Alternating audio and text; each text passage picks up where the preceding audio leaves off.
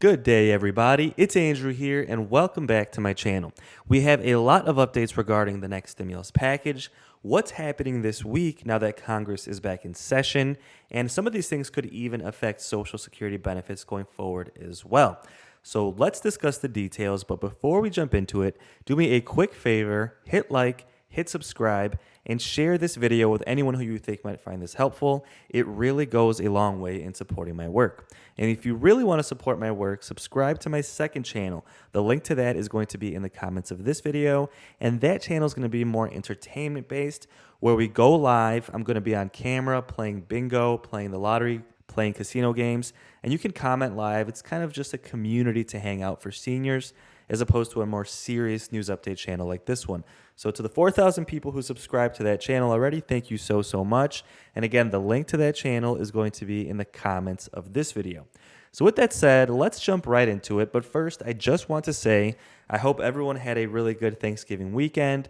And one of the things I'm most thankful for is this community, this YouTube channel, and this community of 111,000 people who support seniors, support people on SSI, SSDI. It's a great community. And guys, just to everyone who comments in the videos, it really helps build a sense of community.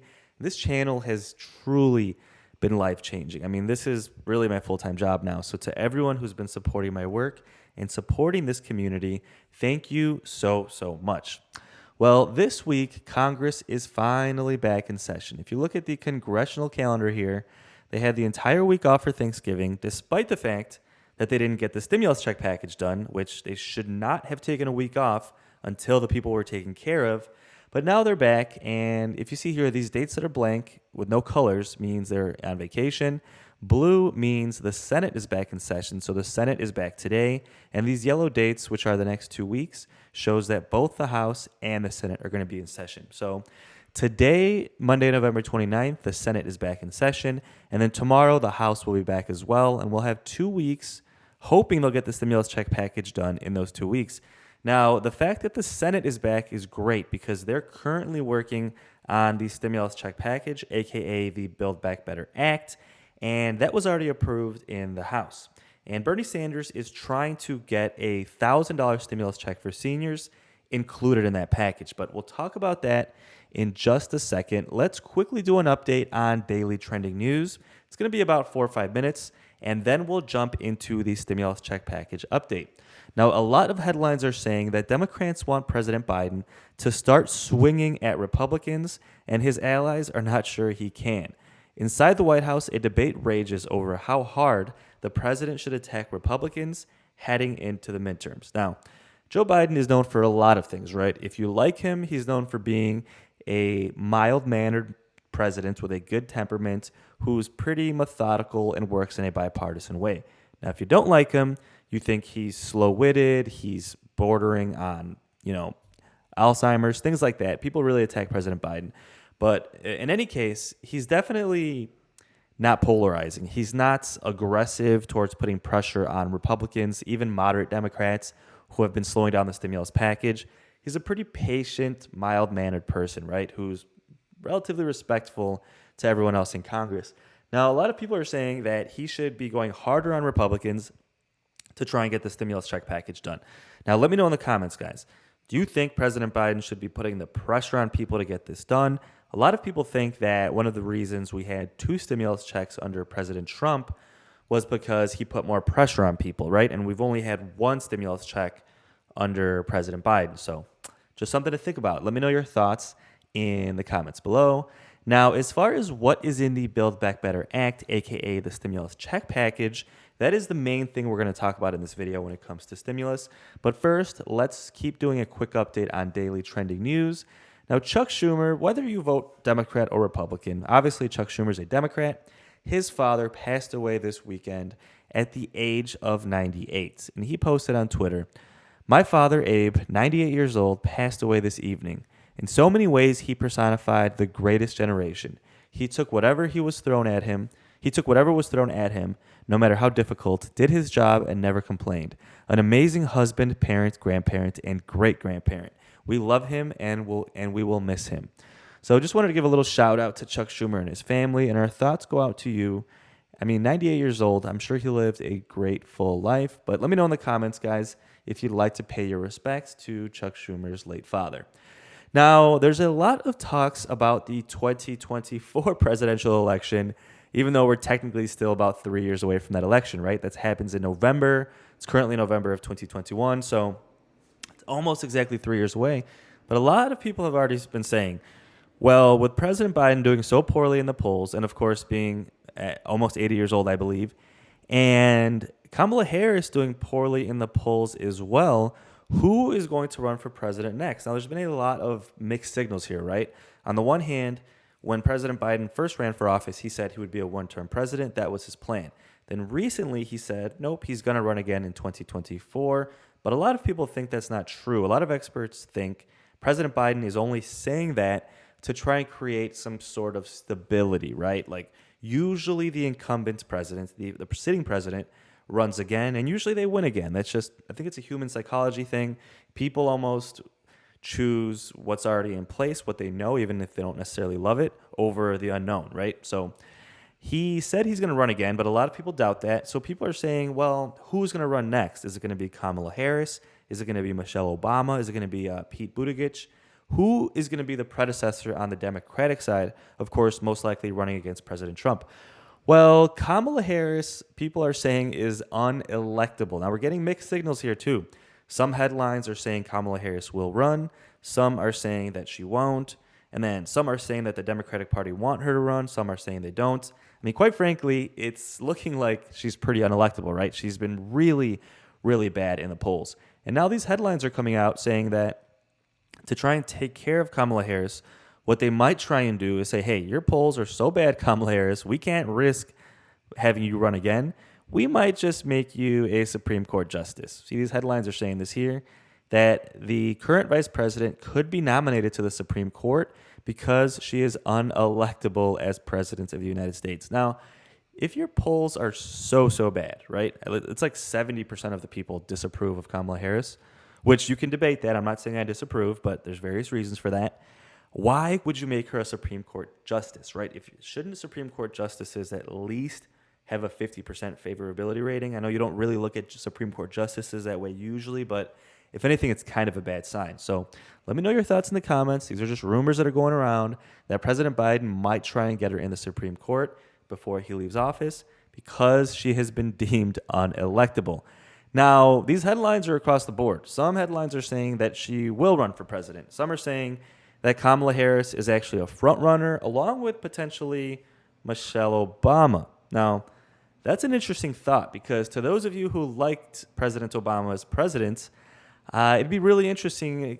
It's almost like you're voting for Michelle Obama, but also kind of voting for President Barack Obama, right? Like he's going to be the first gentleman. He'll be in the White House. I'm sure he'll have influence. He'll be involved in the processes, right?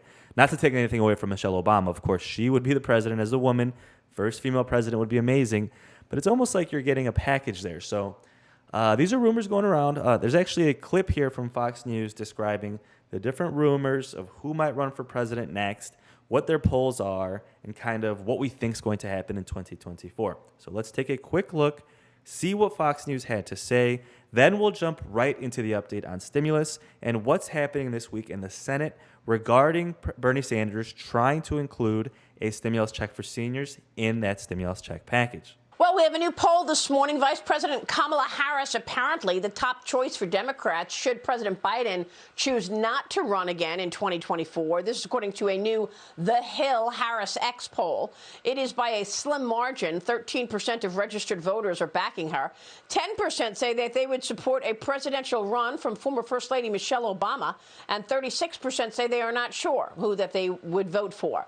This comes as both the president and vice president face plummeting poll numbers. In a USA Today Suffolk University poll earlier this month, Harris received just 28% job approval rating.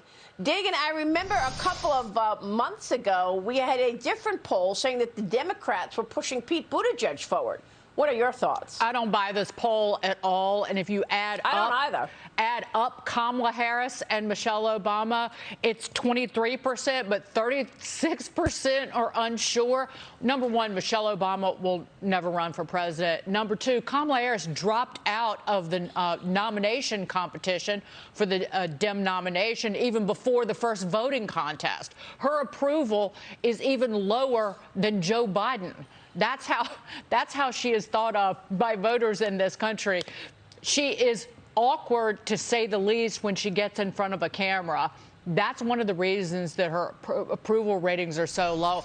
I can't imagine, despite the fact that she's the vice president of the United States, I can't imagine that she winds up running for the presidency against the Republican contender in 3 years' time. Yeah, I don't know maybe this is about getting Michelle Obama's name out there, Dagan. You know, I mean, look, obviously they need something. These approval ratings are indicative of a changing perception from the American people. Your thoughts? Angela, you want to jump in here? Because again, Michelle Obama is beloved, but she's not a politician. Yeah, I think that's right. And if the Democrats' options are Kamala Harris and Pete Buttigieg, they're choosing between the person who oversaw the border crisis and the person who oversaw the supply chain crisis. So they have no good options. And floating Michelle Obama's name is just a poor attempt to disguise that. Yeah, so let me know your thoughts in the comments below, guys. Do you think Michelle Obama or Kamala Harris would be a good choice? Let me know your thoughts. It doesn't seem like the Democrats really have a good choice at the moment. I mean, quite frankly, I'm just not trying to pick any sides here with Republicans or Democrats, but I mean, they're doing really bad in the polls across the board. Of course, that's kind of normal. I mean, even President Trump was doing really bad his first year in office when it came to the polls. There's been inflation, there's been supply chain issues. It looks like coming out of the pandemic, as far as economically, has been a lot more challenging than people thought, right? I mean, the stock market started skyrocketing in the middle of the pandemic. We all started kind of reopening the economy, but there's been a lot of growing pains with this whole reopening process, and it's definitely hurting Democrats in the polls. Now, one other person who's been floated around, who they mentioned in that video, is Pete Buttigieg. He is rumored to be the frontrunner for the president as well in 2024. But we'll have to wait and see. I mean, he's at least relatively more likable, right? Not in this picture, but overall, he seems to have a more likable persona. Now, as far as his views on politics, you know, we don't really know a ton about him, right? But that's something to keep an eye out for. With that said, guys, let's jump right into the stimulus update, and let's take a look and see what we expect to happen this week. Again, Democrats are back in session, the Senate is back, and the House will be back tomorrow. And they have 2 weeks. After December 10th, they're supposed to go on vacation for about a month. That's their Christmas and New Year. It's like college, right? They get a whole month off, even though they haven't had the stimulus check package approved yet. So kind of ridiculous, but what we're hoping for is they'll have the stimulus check package done by December 10th. And Chuck Schumer made his deadline the eve of the eve on Christmas, December 23rd. So that's where things stand today. Of course, at the same time, we have the debt ceiling crisis, which initially they said would hit December 3rd. They said by this Friday, basically, they would have to fund the government, otherwise things would start shutting down. And remember, that could include even Social Security benefit payments. If the Social Security Administration shuts down, people are worried that people wouldn't get their Social Security benefit payments. Now, I've talked about this deeply in my other videos. Most likely, you would not miss any of your payments. And if anything, it would potentially, like, one payment would be late. So, of course, that would be devastating, especially when you think about that Social Security benefits are too small as it is. I mean, missing one payment would be catastrophic for seniors. I mean, just because their payments are already so low, which is completely unacceptable, honestly. But that's kind of what's happening now. It looks like they extended it. Now they're saying, well, December 15th is really how long the funding might last. So we're honestly, there's a little bit of uncertainty. We're not 100% sure. Is the budget going to run out on December 3rd, or is it going to be December 15th? These are estimates.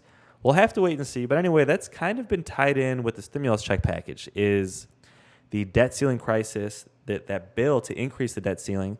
Will it be included in the stimulus package, or will it be a separate bill? There's a lot of dynamics there that have to do with Mitch McConnell trying to force Democrats to include it in the stimulus package.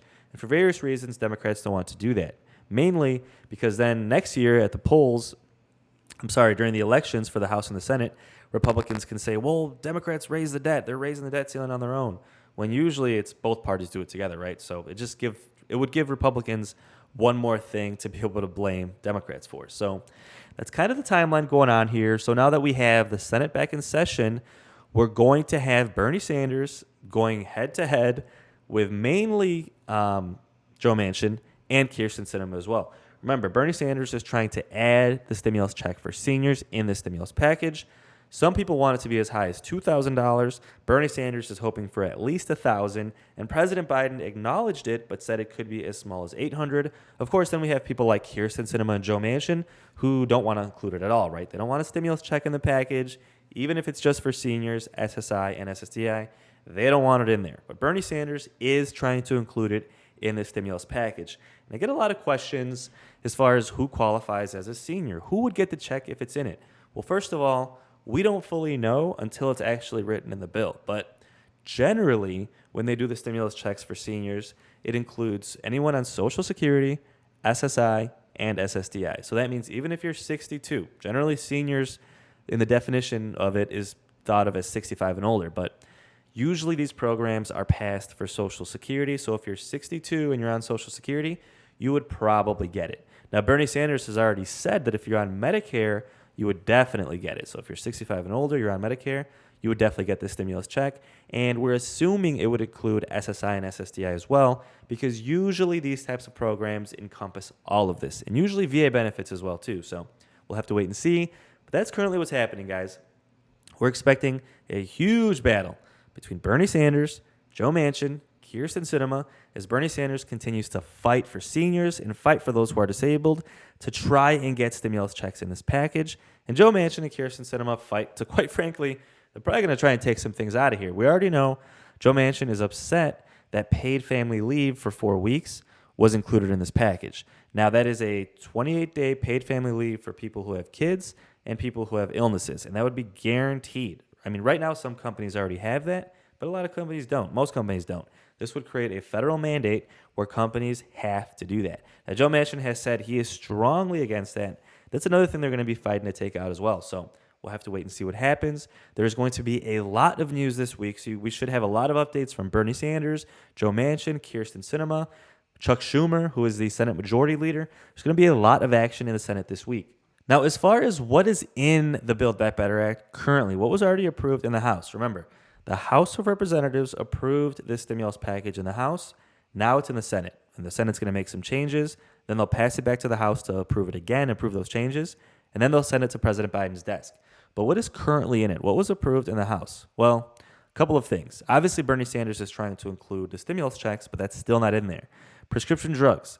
Lowering prescription drug prices is in this package. So that made it in, and that should lower the burden of buying medications for seniors in this country as long as no one takes it out. And so far, it looks like Kyrsten Sinema is okay with that being in this package. Kyrsten Sinema was the main hurdle as far as getting prescription drug costs lowered. Now, hearing aids. Remember, originally Bernie Sanders wanted to expand Medicare to include hearing, vision, and dental care. Unfortunately, vision and dental were taken out, but it looks like hearing aids made it in. So hearing aid coverage is in this package currently. So that's great because hearing aids can cost up to $5,000. So that's going to save seniors a ton of money. So it's really, really good news. Now, long-term care.